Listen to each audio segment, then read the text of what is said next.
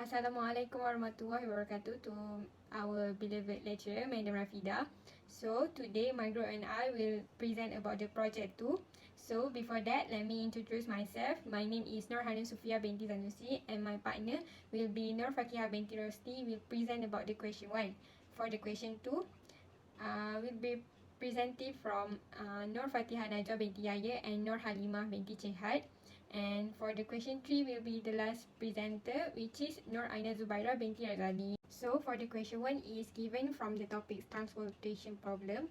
We need to solve the transportation problem using the northwest corner method and need to find the optimal solution for the transportation problem. What is transportation problem? Transportation problem is one of the mathematical methods of linear programming used to calculate the transportation cost of goods from the point of construction to the point of destination. This transportation problem used to calculate according to the supply and demand of the sources and destination of goods. For instance, transportation problem used to calculate how to minimize the total cost of transportation. There are two types of transportation problem, which is the first one is balance problem and the second one is unbalanced problem. For the balance problem, the total for demand and supply is equal, and for the unbalanced problem, the total of demand and supply is unequal. So we need to add dummy to calculate it. To calculate this type of problem, there are three methods that can be used, which is the first one is northwest corner method, the second one is minimum cell method, and the last one is Vogel approximate method, which is also known as BAM method. So based on the question 1, we need to solve the transportation problem using the northwest corner method. To solve it by using northwest corner method, we need to solve the transportation table from the left column of table. As we can see that this transportation table have three sources, which is sources 1, 2 and 3, and 5 of destination, which is A, B, C, D and E. This transportation problem is a balance problem, which is the total demand and supply is equal, which is 25. So the first step to solve this equation, we need to look at the left column of the transportation table, which is column A. At the column A, the demand is 5 and the supply at row 1 is 8. At the column A, is enough to supply the demand of 5. So the total at column A will be 0, and the balance of supply will be 3. And we need to move to the column B. The demand for column B is 9. So 9 minus 3 will be 6, and the supply at row 1 for column B will be 0. And then we can cut all of the row 1 for C, D and E because the supply is already 0. For the balance demand at column B, which is 6, we need to look at the row 2 of supply, which is 7. So if enough to supply the 6, so 7 minus 6 will be 1 at the supply of row 2, and the column B, the demand will be 0. We need to cut the row 3 of column B. So move to the column C. The balance of supply is 1 and the demand at column C is 2. So it's enough to supply it. So the supply of row 2 will be 0 and the demand at column C will be 1. So that's all from me. I will pass to the next presenter. My name is Nafakia Mdurusli, so I will continue the next part, which is the step 3. Okay, the step 3, as we know, we need to remove the row or column whose supply or demand is fulfilled and prepare a new matrix. Okay, as shown in this slide, the demand of column D is 4. So if we want to get the demand, so we need to refer the column of supply. So the column of supply that have a balance is row 3, because row 1 and row 2 is fulfilled, finished the demand. Okay, So the demand of column D is 4. So balance of the deduction, the column C is 9. Okay, so 9 can give, so supply of row 3 can give the demand of column D. So okay, we need minus 9 minus 4. So the demand is, the balance of demand is 0 and the balance of supply is 5. So we need to repeat the same step. After finish the final step, we need to calculate the transportation cost. Okay, so the transportation cost is computed by evaluating objectives function. Okay, so how to get this number? Okay, we need to refer the table final step. As you can see, all the demand is fulfilled in the table. Okay, so we refer that the column A, the column A, the number of demand is at row 1.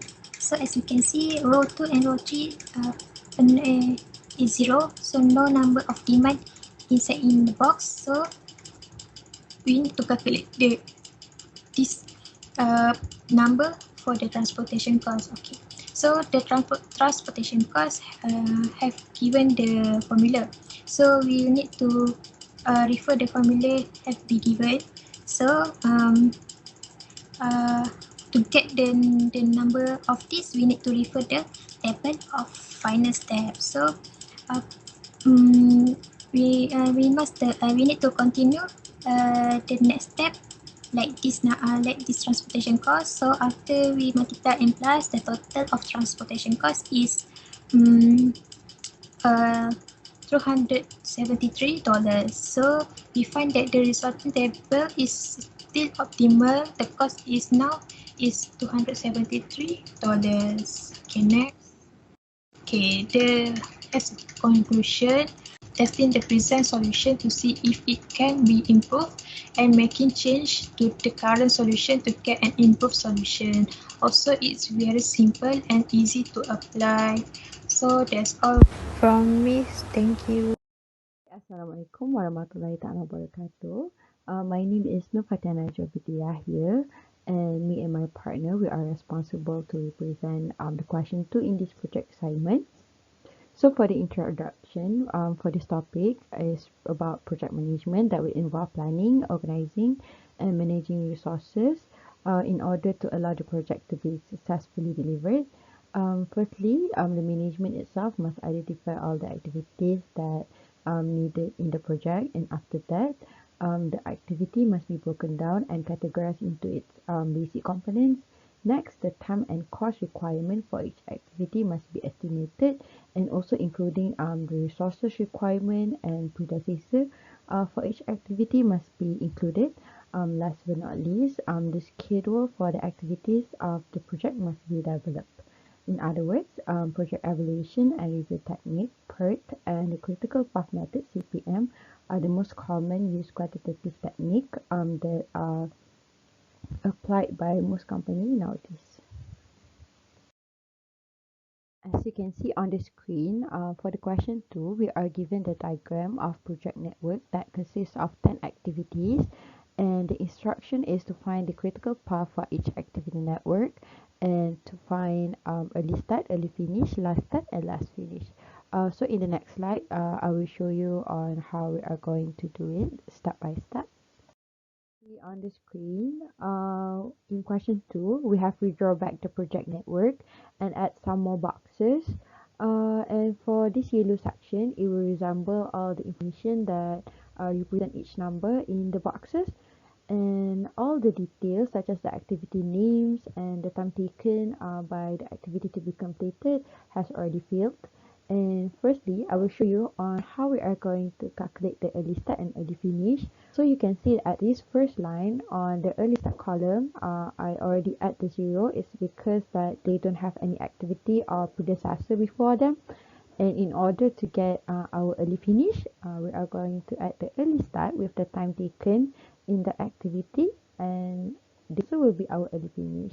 And you can continue all the calculation until we reach the finish. Alright. Soon after we've done our early start and early finish, we can continue the last finish and last start from the back to forward. Okay, in order to decide our last finish number is we are going to look back at our early finish and choose the biggest number, which is between H and J is 32, and we are going to fill in the 32, and to get our last start we are going to minus with the taken, and then and then we will the answer for the last start. You can continue the calculation until the side and we will the answer. Okay, the ways on how we are going to calculate the slack for each activities is by the last finish. You are going to minus with early finish in order to get our slack numbers. So in all these activities in the project network, we have found that there is 4 activities that have slack in it.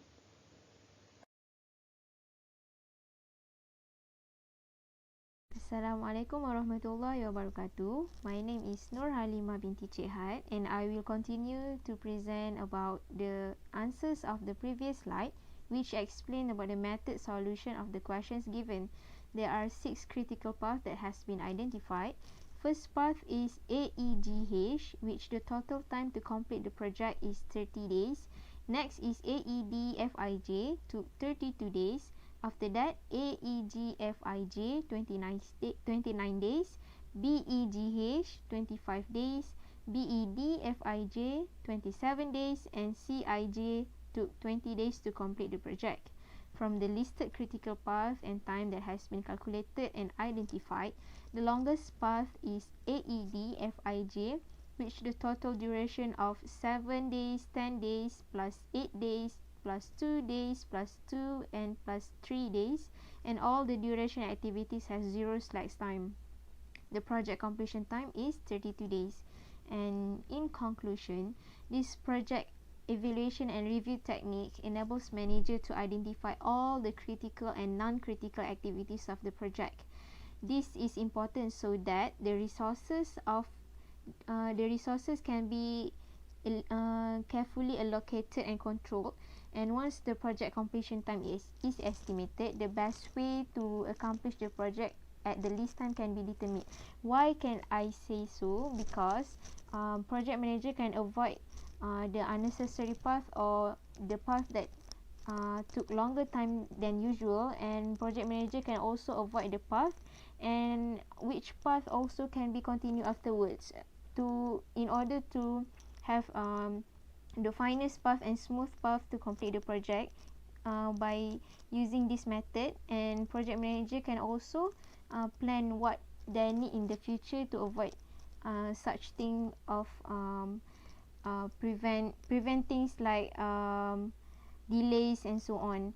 And then the method also enables the project manager to determine the probability of the project being completed by a specific date.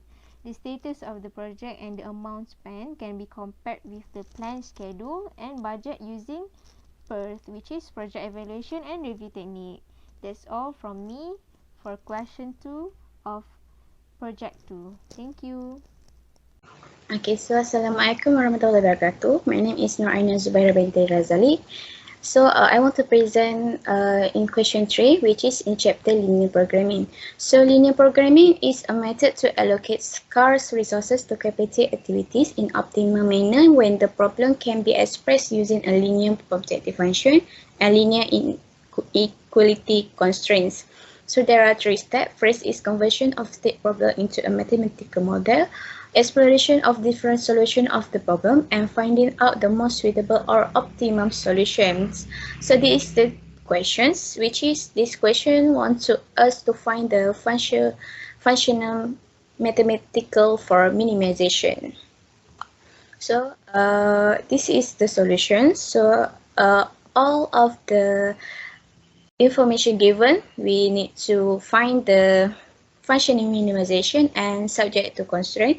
So functioning minimization we got from information from 1 kilo food X is 16 and 1 kilo food Y is 20 ringgit. So we got minimize C 16 X plus 20 Y. So subject to constraint we got from vitamin A, vitamin B, and vitamin C. So we need to find the value of X and value of Y for the subject to constraint.